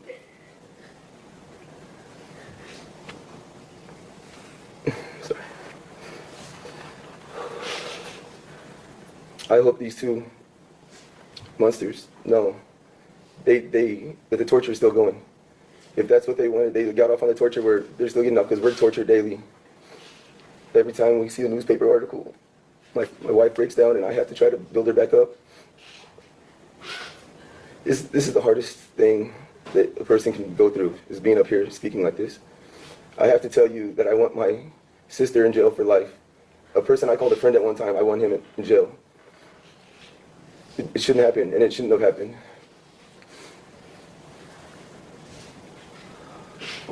But just know, Anthony was a great kid. And he's inspiring a lot of other kids still to this day. Every time I coach his sports team, they do it in Anthony's honor. Every time my children do make some kind of accomplishment in life, they do it in Anthony's honor. So Anthony will live on. But just know, it tears us down just as much as it builds us up to know what is going on. And I'm sorry, it's hard to speak, so I'm going to stop. But just please, just don't let these monsters out ever. Keep them in jail. Thank you. Thank you. I believe this is our last 5 witnesses, and Mr. Tamori is going to read some other letters. All right. Diane Avalos. Does anybody want to speak after Diane? Well, you already spoke. Mr. Tommy, I'm going to let you know this is what I intend to do right now. So after the victim impact statements are read by Mr. Tamorian, perhaps by you, I intend to take a recess because I think we need it. I know that everyone had to file in and find a seat. Remember where you're seated because that's where you're going to sit again. Okay? So we will file out and then you will file all back in after the recess exactly as you're seated. So I just wanted to let you all know that before it happened. Go ahead. Thank you, Your Honor. Does anybody else want to speak after? Okay. If the please of the court, Your Honor, after Diane speaks, maybe Mr. Avalos. Yes. Okay, thank you. Okay. I may not have known Anthony personally, but I have never stopped thinking about him. In fact, I've completely enveloped myself in him and feel hurt and care just like mostly everyone here today. Over the years, throughout all of this, I've gotten to know him and feel him more and more. Every May 4th, every June 20th, 21st, every time I drive by that apartment complex, by that cemetery, hearing the name Anthony, every pediatric call I run, I think about him. In my 9 years as a first responder, of all of the hundreds of calls that I've ran, all of the trauma, tragedy, and death that I and other colleagues have seen and heard of, this still surpasses them all.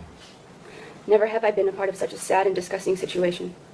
And as time passes and new details constantly emerge, it's only gotten worse.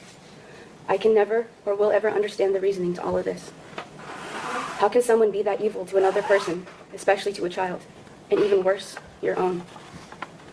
The fact that you monsters get to keep your life after brutally taking one and negatively affecting so many others, that you get to breathe, eat, laugh, and live somewhat of a life remains the most unfair.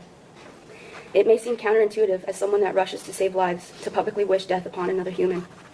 So as a person that lives and preaches in love, I actually wish the opposite for you both. I would hope that you both are made to feel alone, tormented, neglected, scared, confused, unwanted, unsafe, disgusting, useless, hated, lost, unloved, and every other horrible emotion you inflicted on little Anthony and even more. Death would only end those feelings for you, so I pray to God and all the higher powers that you both forever feel the misery you have caused, both in this life and eternally afterwards. I debated on sharing what I thought and felt, thinking that it wasn't my place, like it wouldn't matter or compared to what the family would say. But in the way that it was important to accurately share my experience and knowledge and to stand up for Anthony in reports and in testimony, I find it important to stand up for myself and his family that are left here behind with this pain to carry. to stand up here and show the impact that he has had on more than just those that knew him, and to speak up and show him that I care more, going way beyond my job as an EMT paramedic. I've always hated hearing, well, now he doesn't have to suffer anymore. No, he should have never suffered in the first place. He should have never experienced that pain, and death should not have been what finally ended it. And murder should have never been part of the narrative. I'm sorry to the family members, teachers, guardians, friends, and all the other first responders and medical personnel, Anthony's legal team, and anyone also affected by losing him. I'm also sorry to the other children that were treated wrongfully and experienced this atrocity. But I'm mostly sorry to you, Anthony, that this ever happened to you. I can only hope now that you know that you never deserved the evil that was imposed upon you, that it was them that was the problem, and you were better than anything you ever received. In a way, I am thankful that it was me who showed up on the worst day. I am forever grateful to have gotten to know you, even if it had to be in only the most unfortunate of circumstances. I am honored with the responsibility bestowed upon me for standing up for you in your corner. And as I am glad this is all finally coming to a close, even though I wish the outcome was nearly as equal as the one that was given to you, I will forever carry a special place for you in my heart. Thank you. Thank you.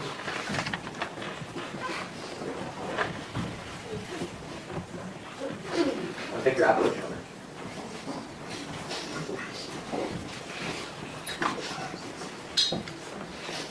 Your Honor, I would like for this courtroom to know just a couple things. It's short. Just because I moved out to Mexico doesn't mean I don't want to be around Anthony. I loved Anthony very much. I still do, and I miss him. I never knew that this is how it was going to end for him. I wish it never happen, but it did. I wish Heather would have just handed him over to me, like I had told her before. Even though I was far away, I was still willing to take over.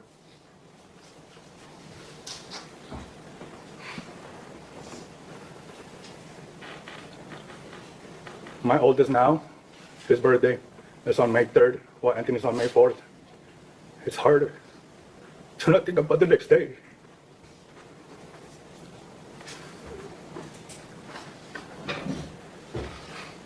My kids tell me if I'm okay. Of course I tell them yes, but it's not like that. So, whatever it is that you make your decision, I know that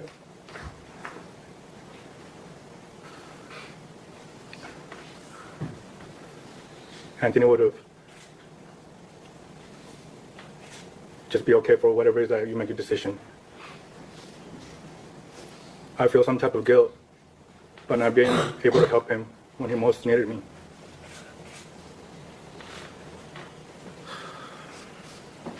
I think about that every day.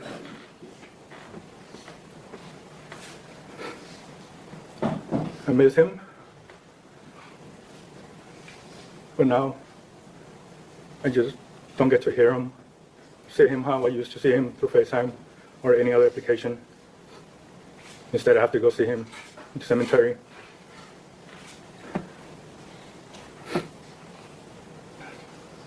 I wish this never happened. I wish Heather would have made the right decision.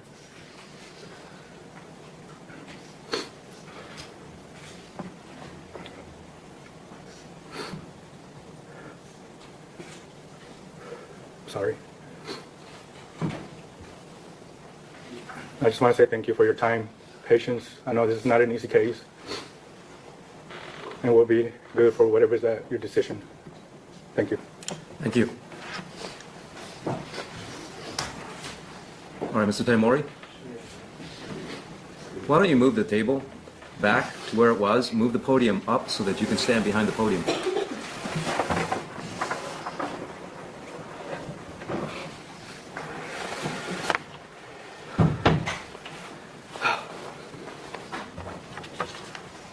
This first one's from David Barron, Anthony Avalos' little cousin. Let me read it on his behalf, Your Honor. Dear Judge, losing my cousin Anthony was the hardest thing my family has ever gone through. On that fateful summer night, we awoke late and huddled in the living room. My mom rushed to the hospital and left me confused. I didn't know what to think till I woke up and heard the horrible news. Heather had killed my older cousin Anthony. Anthony was like a sibling to me, the only brother I had. He was a fun person. You would never see him not smiling, and even though he was in pain, he was always smiling. Heather wasn't happy until she took that smile away forever. That monster killed my 10-year-old cousin Anthony. And not only did she lie about it, she knew what she did. She had invisible blood on her hands. She still cried even though she had no remorse. She had left a family broken. My mom fell into a heavy depression, rarely coming out of her room. My dad, even though he was hurt, had to act strong to keep the family going. I was only in the 3rd grade. Heather took a part of my childhood. That monster made a happy family become devastated. Heather deserves death, but that is not allowed, sadly. I hope her and Kareem get the worst possible punishment. I hope they have the guilt of their actions on their shoulders for the rest of their lives. I hope they are miserable in prison, like how they made my family miserable. I hope they experience the same pain and torture that they put Anthony through. I always remember our beautiful time together, my cousin, brother, and friend. One day we will be together again, and until then, cheer me on from up above. I promise you that I'll always do my best in life for you. I love and miss you very much, Anthony. Thank you for your time and effort, Honorable Judge. Sincerely, David Barron, Anthony Avalos, little cousin.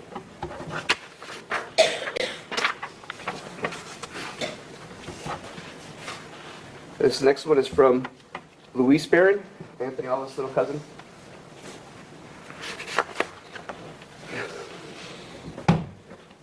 Dear Judge, thank you for your time and effort in reaching this verdict. I know it must have been hard, and my family and I are grateful to you. Ever since my cousin Anthony died, my life has changed forever. It changed everyone in my family. It is hard to live with the fact that my cousin is dead and that Heather, a monster that I can't even call aunt anymore, killed Anthony. There was a hole in all of our hearts that can no longer be healed. When I found out that Heather killed Anthony and hurt my other cousins, I was sad and angry. My mom became depressed, and my dad was very sad over Anthony's death, but he didn't know how to show it in order to not make our family fall apart completely. It was sad that a monster killed my cousin. That monster took my cousin, who was an older brother to me. Anthony would take care of me and play with me all the time, and every moment with him was so enjoyable and fun. Anthony grew up with my family, and DCFS took him and his siblings away from us. They gave him back to the 2 monsters that abused and tortured him. This tragedy has changed our lives forever. We will never get to see Anthony grow up. I don't get the opportunity to ask my cousin for advice, or play in the same sports team, hang out together, and do normal things teenagers do. I will forever be thankful to have spent the time with my dear cousins, Anthony, Destiny, Junior, and Angel. I love you guys so much and miss you all so dearly. I hope someday we can all be together again. It sucks to have an aunt that is a disgrace to my family. When they go to prison, I hope they get messed up badly, and that they rot in prison, and that they don't see the outside world ever again. I hope every day is filled with guilt. Heather and Kareem, you both are evil monsters, and there is a special place in hell for the both of you. May no one have mercy on your soul. Sincerely, Luis Barron, Anthony Avalos' little cousin.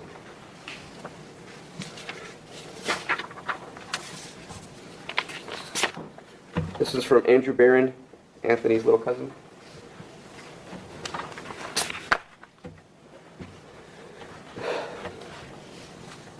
Ever since the day my cousin Anthony Avalos died, things have not been the same in my life. My family, my mom, and dad used to be so happy and joyful, but ever since Anthony died, they have never been as happy as they used to be. It is so hard to live with the fact that my cousin is no longer in this world. He was such an amazing friend and always helped me out. We shared so many fun times together, and I wish I could have done more. I can never understand why anyone would want to do anything to hurt him. And that's why I hope Heather, who I no longer consider part of my family, to get the worst possible sentence she can get. Anthony deserves justice, and unfortunately the death penalty is off the table, and life without the possibility of parole will be the best punishment she can get. I hope you suffer every day of your life. You ruined our family. You chose a man over your kids and family. I will never forgive you, and I hope your life is filled with guilt. You took my cousin, my brother, my friend's life away. I will never get to see him grow up with me, and I'll never get to make more memories with him, and I'll never get to be in his presence, and that pains me every day. Thank you, Your Honorable Judge, for all your time and effort in reaching your verdict. Sincerely, Andrew Barron, Anthony Avalos' little cousin.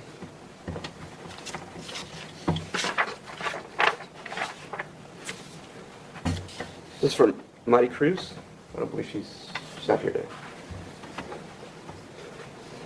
Heather, you as well as Kareem don't ever deserve to get talked to.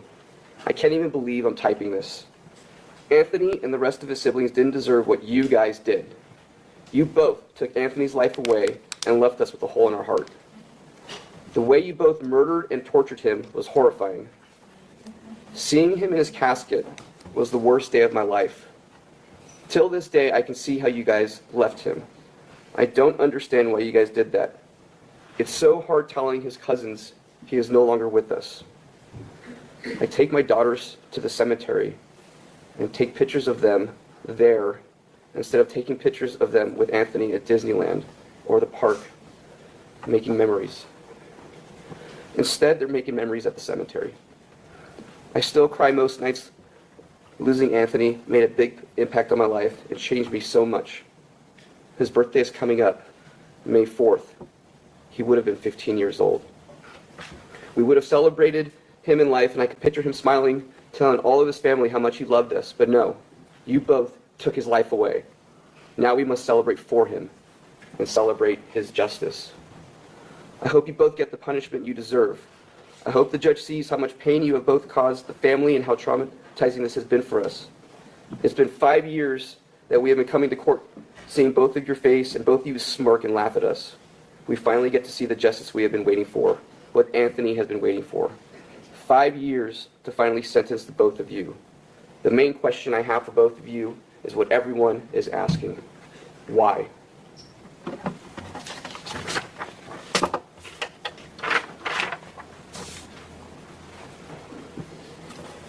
This was from Melanie Barron, Anthony Avalos' older cousin.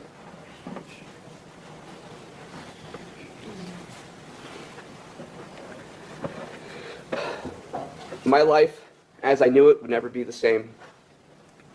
The day my cousin Anthony died, my life got flipped upside down, and on June 21st, 2018, I suddenly went from having a very happy childhood to experiencing the worst possible pain ever. I suddenly had to watch my family endure so much pain. My mother went into a deep depression, and we hardly saw her for months.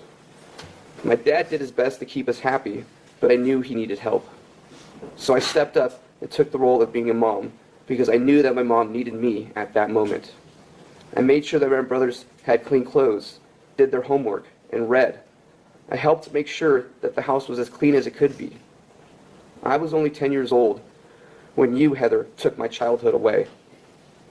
I went from being a free child to bearing the responsibilities of the household and keeping up with school. Heather, you destroyed so many lives with your reckless behavior and disregard for the lives of your children. Every day, I think of what if. What if Anthony and me were only 4 months apart? We grew up together. I still remember how he would hold onto my hand so I wouldn't cry because I missed my mom. Anthony would always protect me, and he loved me so much. You didn't only take away my cousin, my brother, you also took away my best friend. We should have been doing everything together. Instead, I got to promote from elementary school without him. I finished middle school, and Anthony wasn't by my side. And as I finished my freshman year, I can't help but picture what we would have done together. Anthony should be here with me right now. But instead, I'm here writing this because you monsters took his life away. Even after all those years of not seeing Anthony, there was still some hope when we were older. I would get to see him and make new memories together. Heather killed any chance of me getting to see him again. I never get to experience things like graduating high school or doing sports with Anthony. He will never get a chance to graduate high school, play sports, get a job, or live a full life now, something he deserved. He deserved to be able to play sports and do what he liked. He deserved to have a loving mom, but he did not get that. Instead of a mom, he got a selfish monster who couldn't even pick her own kids over a man. It's hard to believe I ever saw you as an aunt who I loved and saw as a good person. I couldn't and will never look at you the same as before. You are nothing but garbage to me. There is no forgiving you in this lifetime or the next. I hope every meal you eat in prison makes you think of how you starved your son Anthony. My mom always said that hate is a strong word and we can only use it for really evil people. I hate you, Heather and Kareem, with all of my might. I have never felt such hatred for someone as I do for you two. I pray that no other families have to experience the pain of losing a loved one, a child to a family member, or anyone at that. I promise you, Anthony, that I will live my life to the fullest. With every achievement I reach, it will be in your honor. I love and miss you. My dearest cousin, brother, and best friend, Anthony Nolan Avalos. You will have a special place in my heart. Say his name, Anthony Nolan Avalos. Thank you, Honorable Judge, for your time and patience in reaching a guilty verdict in Anthony's case. Sincerely, Melanie Barron, Anthony Avalos' older cousin, sister, and best friend. And there's one more, Your Honor. It's from Deputy David Pine. I am Deputy Pine, and I work for the Los Angeles County Sheriff's Department. I was the first person on scene at the apartment where Anthony Avalos was found unconscious on the living room floor. In all 14 years as working as a deputy sheriff, this case has bothered me the most. Seeing the lifeless body of a young Anthony Avalos lying on the floor was very disheartening. While I was helping to save the life of Anthony, I cannot forget the mother, Heather Barron, defending herself and blaming all the torture marks on Anthony falling in his bedroom or playing basketball the day before. All I remember is Heather saying she did not do anything to Anthony, and she did not understand why we were questioning the other children in the apartment. I'm sorry, but if Anthony was my child and he was lying on the floor dying, I'd be freaking out and trying to help him. Heather at no time showed any emotion and kept blaming Anthony for all of the injuries he had. I just hope she gets the punishment she deserves, and this does not happen to another helpless child again. Mr. Tommy, does that conclude the victim impact statement? It does, Your Honor. Thank you. Let me, before you take them, let me ask counsel for the defendants. First, Ms. Sperber, does your client wish to make any statements in mitigation? No, Your Honor. And then for Mr. Nardoni, does your client wish to make any statements in mitigation? He wishes to make a brief statement, but could we take a break first? Yes, remember that under the Penal Code, he will be subject to cross-examination. All right? Thank you.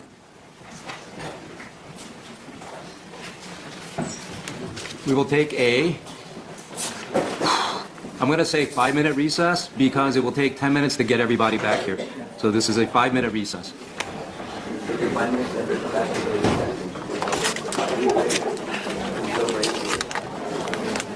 Brings us to the part that relates to the public, and that is the victim impact statements. So, Tommy, I understand that there are a number of people who wishes to address the court. Is that correct? I believe there's 11, Your Honor, who would like to speak, and then there's 6 or 7 that they want me to read their statements. You may begin. Thank you, Your Honor. We're going to start with the juveniles, Your Honor. The first is Destiny. First initial of the last name is O, and she's with her family members. Destiny is Anthony's sister. It's okay, honey. You can stand right here.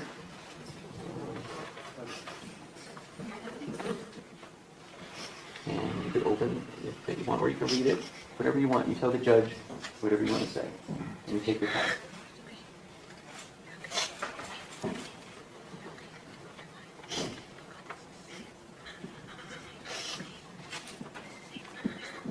Take your time, Destiny. It's okay.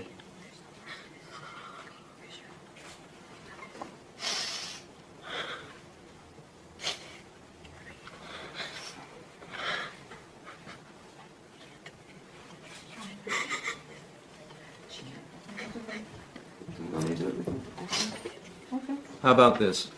Why don't you have other people go Okay. so that Destiny can see how it goes? Thank you, Your Honor. And then if she wishes to make the statement herself, she can do so. Thank you, Your Honor. All right. Thank you, Destiny. She's sit there for a little while, okay?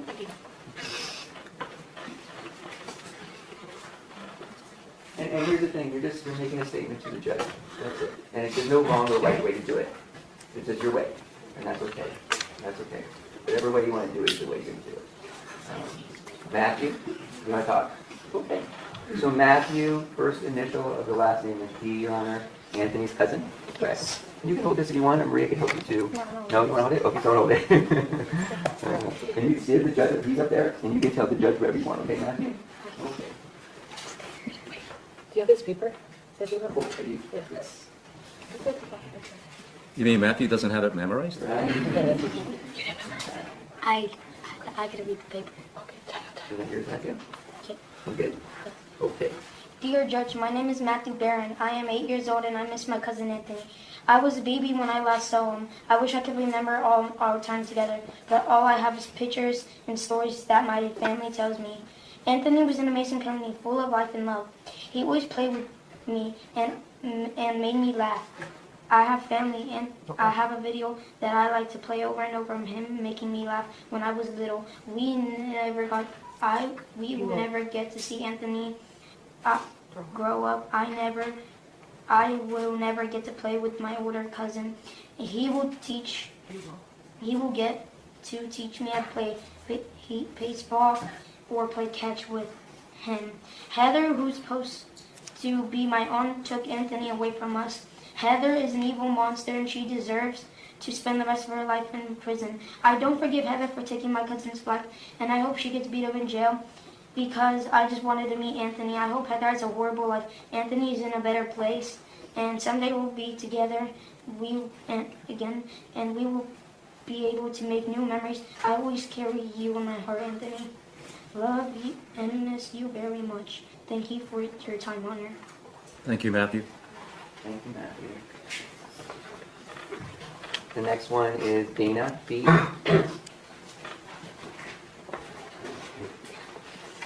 want your... Yes. Okay, sorry.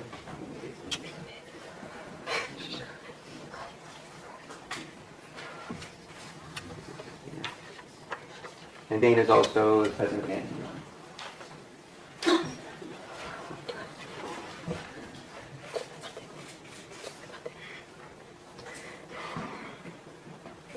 Ever since the death of my cousin Anthony, things have never been the same for me, my family, and so many others around me. I used to call Heather my aunt, but now I can only call her a monster.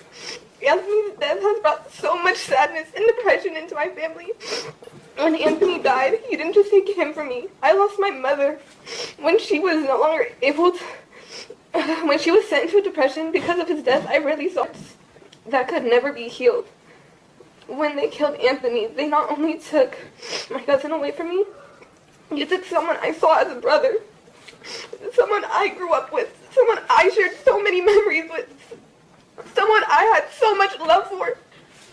I want you to imagine being 10 and finding out your cousin was murdered and tortured by the monster you used to call Aunt. It's a trauma that can never be healed. I'll never forget the day my mom left to the hospital after she got the call.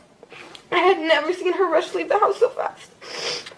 Then I was so confused what was going on. But the next day we got the call. Anthony was dead, and I would never get to see him again. When Heather stopped allowing us to see the kids and wouldn't let us talk to them anymore, I always had dreams of reconnecting with them in the future. I always thought I'd be able to see my cousin again. But that dream was crushed thanks to Heather and Kareem. As I grew older, it begins to really hit me that he is gone. The pictures of what those monsters did to him will forever be embedded into my mind, and no amount of time or help will ever heal the pain I have in my heart because of that. No matter how many years go by, the pain of his death will always linger. The sadness, the pain, the anger, all of the emotions we all felt. Each defendant is ordered to serve life without the possibility of parole. In count 2, the court imposes a life sentence with a minimum term of 7 years.